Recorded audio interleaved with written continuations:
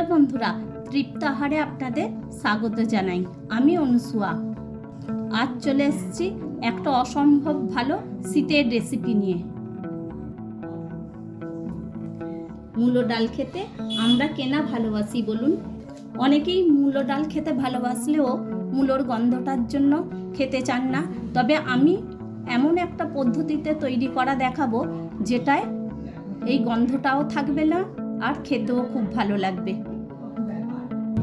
তো চলুন বেশি দেরি না করে এবার রেসিপিটা শুরু করা যাক।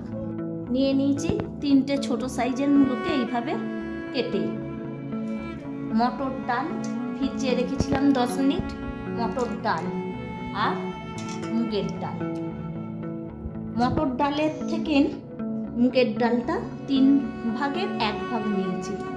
নিয়ে নিয়েছি কয়েকটা কাঁচা লঙ্কাকে এইরকম বোটাগুলো কেটে দিয়ে। তো চলুন রান্নাটা প্রথমেই শুরু করে দিই।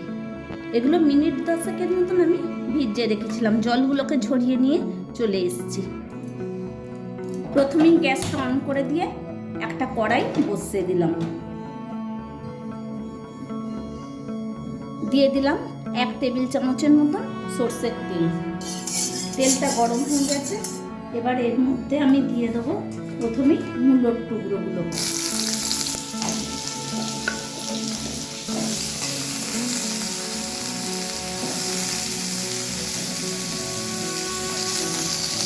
হালকা করে মূলোটাকে আমি একটু নেড়ে দিলাম।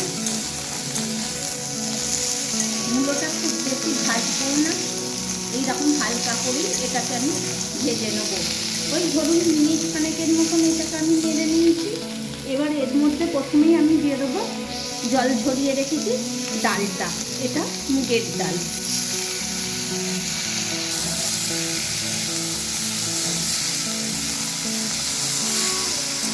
মুগের ডালকে আমি মিনিট খানেকের মতন এইভাবে নেড়ে নেব।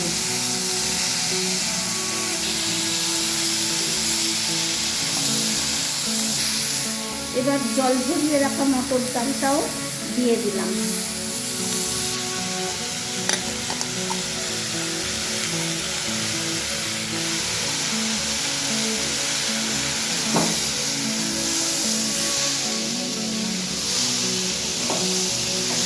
সবটাকে একসাথে ভালোভাবে নেড়ে নিচ্ছি।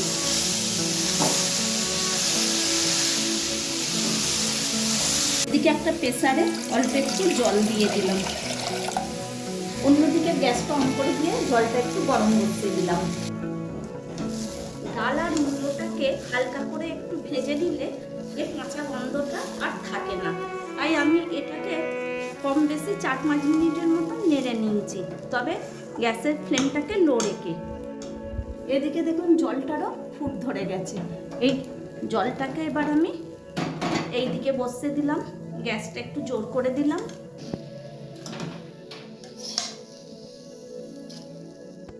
ডালটাকে আমি জলের মধ্যে দিয়ে দিচ্ছি।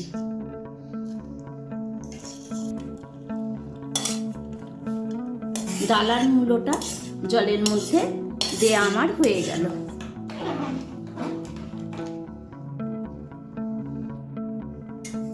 দিয়ে দিলাম কাঁচা লঙ্কাগুলো, দিয়ে দিলাম অল্প করে একটু নুন, খুব সামান্য একটু হলুদ গুঁড়ো। সবটাকে খুব ভালোভাবে মিশিয়ে নেব। এবার প্রেসারের ঢাকাটা এঁটে আমি 3-4টে সিটি দিয়ে নেব।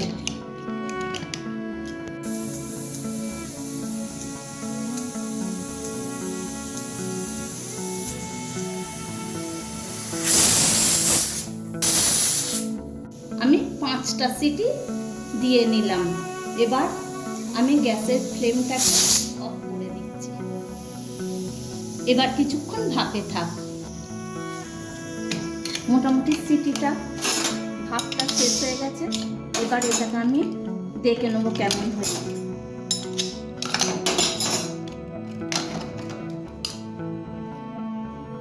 দেখুন খুব ভালো সেদ্ধ হয়ে গেছে। অবশ্যই আপনারা আপনাদের ডালটা হিসেব করে সিটিটা দেবেন। আবারও গ্যাসটা অন করে দিলাম। দিয়ে কড়াইটা ধুয়ে নিয়েছি, বসিয়ে দিলাম। আপনারা নিশ্চয়ই দেখেছেন আমি কতটা জল দিয়েছিলাম। ডাল আর মূলোটা যেন ডুবে থাকে সেই রকম পরিমাণে জল দেবেন। অবশ্যই জলের পরিমাণটা বুঝে দেবেন। আমি আবারও 1 টেবিল চামচের মতনই সরষের তেল দিয়ে দিলাম। তেলটা গরম হয়ে গেছে, দিয়ে দিলাম 2টো তেজপাতা আর 2টো শুকনো লঙ্কা। মাঝখানগুলো একটুখানি আমি ভেঙে দিলাম, না হলে ফাটতে শুরু করবে। এই ফোড়নটা যখন ভাজা হয়ে আসবে, অল্প একটু মৌরি দিয়ে দিলাম,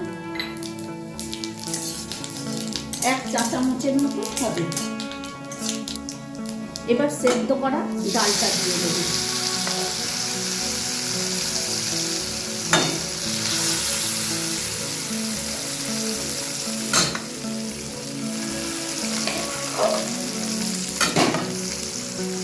এবার প্রেসারটা ধুয়ে একটু জল দিয়ে দিলাম। সবটাকে খুব ভালোভাবে নেড়ে দেবো।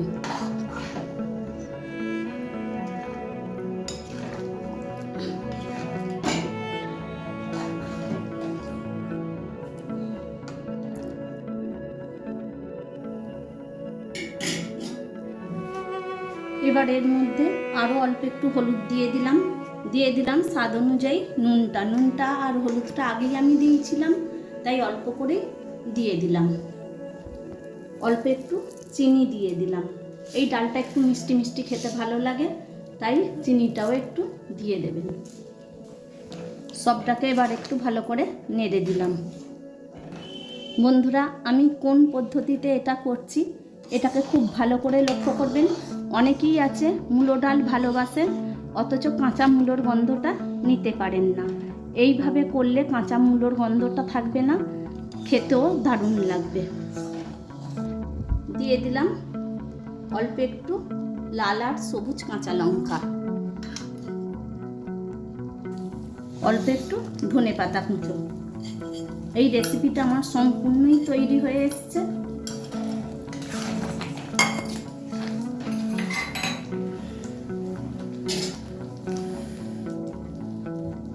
আর ওপর দিয়ে অল্প একটু কাঁচা সর্ষের তেল দিয়ে দিলাম। সবটাকে খুব ভালোভাবে মিশিয়ে নিলাম। এবার ঢাকা দিয়ে 5 মিনিট আমি রেখে দেবো। এই রেসিপিটা তৈরি হয়ে গেছে। আশা করব আপনাদের এই রেসিপিটা খুব পছন্দ হয়েছে। এই রেসিপিটা বাচ্চা থেকে বয়স্ক সবাই খেতে পারবে। আর এই রেসিপিটা তৈরি করার সময় অবশ্যই মৌরির ফোড়নটা দেবেন, এতে ফ্লেভারটা খুব সুন্দর আসবে। যদি ভালো লেগে থাকে অবশ্যই যারা এখনও চ্যানেলটা সাবস্ক্রাইব করেননি তারা চ্যানেলটা সাবস্ক্রাইব করে দেবেন। ভিডিওটা লাইক ও বেশি বেশি করে শেয়ার করে দেবেন। আজ আসি, পরের দিন দেখা হবে নতুন রেসিপি নিয়ে।